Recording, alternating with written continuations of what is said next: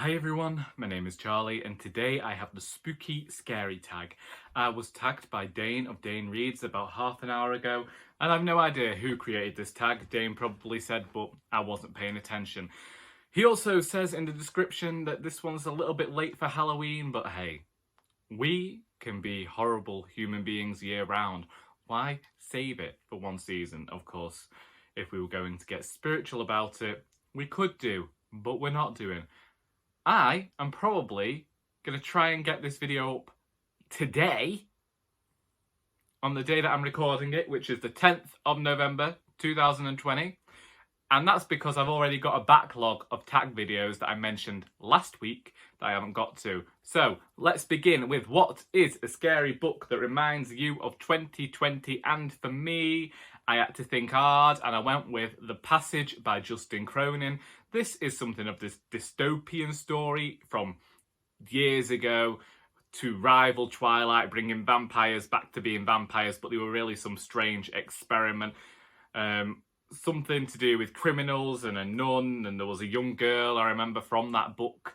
I haven't read a lot of horror fiction. Also, was that even horror fiction? Was it just like some sort of science fiction dystopia type thing? I don't know. It exists. I never finished the series. 2. What is a new, scary, spooky novel you want to read in 2021? No idea. Will Jason from Jason's Weird Reads have his book out by then? Because if so, then that. I've heard that Regina of Regina's Haunted Library is going to be releasing another horror tube anthology. Looking forward to that. I just finished reading Local Haunts. So I know that some bookish friends in these parts might be releasing horror novels. So I'm here for that. 3. Who is an author you are afraid of reading? Jane Austen. I can't explain it. I remember being in year 12 and the discussion arose in one of the English classes about Jane Austen, and the teacher said that she wouldn't recommend Jane Austen to a male student, and they said that that was a bit harsh on me. I think I was the only boy who turned up that day, and I had to admit and just say, actually, I've read Jane Austen, and I didn't really like what I'd read. What I'd meant was that I'd started reading Pride and Prejudice, and I couldn't get through it. And every time I've tried to read Jane Austen, there is just something that I don't get, and I don't know whether I've yet to reach the age where I'll appreciate it. I did question whether to do the same thing I did with David Copperfield a few months ago, and perhaps go in and annotate a old battered copy. I'm aware that as somebody who is writing comedy and comedies that have a lot to do with manners, then Jane Austen, I believe, was like one of the first in that genre, being witty and everything. So I know that I definitely have to read her works, but there's some fear and trepidation there, knowing that previously I haven't been able to communicate with the work in the best possible fashion. Then we have 4. Of all the things you have lost, what do you miss the most? I would definitely have to go with people lost due to death.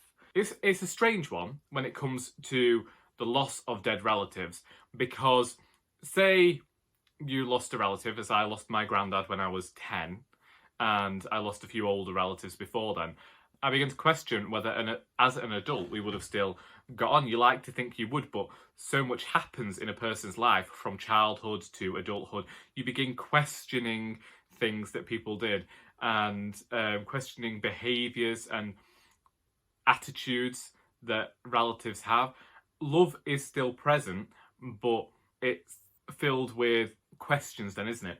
So you often then end up doing this sort of ifs and buts and wondering whether you, at a place where you are in your life, are someone that would still get on with certain lost relatives.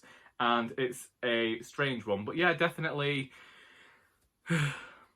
lost relatives are some to miss, especially the ones you think that would have been particularly supportive. I think that's probably why it's difficult to scare you. Well, I think that's probably yet another reason why it's a bit difficult for me to get scared by these horror fictions that I've been reading, because when you feel like the worst has already happened, the only thing left is torture, and we don't anticipate the bad things to come. See what I'm getting at? 5. How are you going to forge ahead in 2021? Well, I've not done much forging in 2020, so we can't anticipate me to do much else in 2021. I would like to say that I am going to have a fire lit under me to try and finish writing the final Doris book and finishing this children's book. Honestly, I don't live my life in the way that I talk about forging ahead, and I don't live a life in which I'm thinking about the future often. I always say I'd like to live in the present. When we're talking about the past, it's fine to be nostalgic at times and allow our past experiences to inform the present, but it doesn't do to dwell on them, nor does it do to constantly be thinking ahead, because honestly, if you're doing too much forward planning, you're never thinking about the here and now. And so I rarely think about what's going to happen. I just try and get what I want to happen today happen today. So waking up early wasn't something I planned, but I used it to my advantage, and now it still isn't 9 o'clock in the morning and I am recording with the hopes of getting some videos ready and uploaded for you all. So 2021 can wait. I've still got over a month left of this year to get through, so I am not going to be making any plans as of yet. Right, then I suppose I ought to tag some people. So I think that what I will do is I will tag Mary-Ann Moronsky. I will tag Emily of Noval Novels, who doesn't necessarily read many spooky books or scary books, so it'll be interesting to see how you go about it. I will tag a third person. Who will that person be? I've no idea. Do I speak to people? Here we go. I'm going back into my comments. I'm stealing a thing from Dane. Okay, so we've got a few people who were on my last video, so I'm sorry if you don't read horror fiction. I'm tagging Leo of A Little Book Life, Rainy of Rainy Day Reads, and that is the measure of the people that commented on that video. So you're getting 4. I usually like 5, so let's ask Emma of Emma Rosen Books to also embark upon this tag. There we go, this video is a lot longer than I wanted it to be, so I will be paring it down a little bit. I hope that you have enjoyed this video. If you have read the passage and would like to talk about it in the comments, please feel free to do so, but know that it is at least 10 years since I read that book, and honestly, I am quite happy to forget it. And until next time, that is all.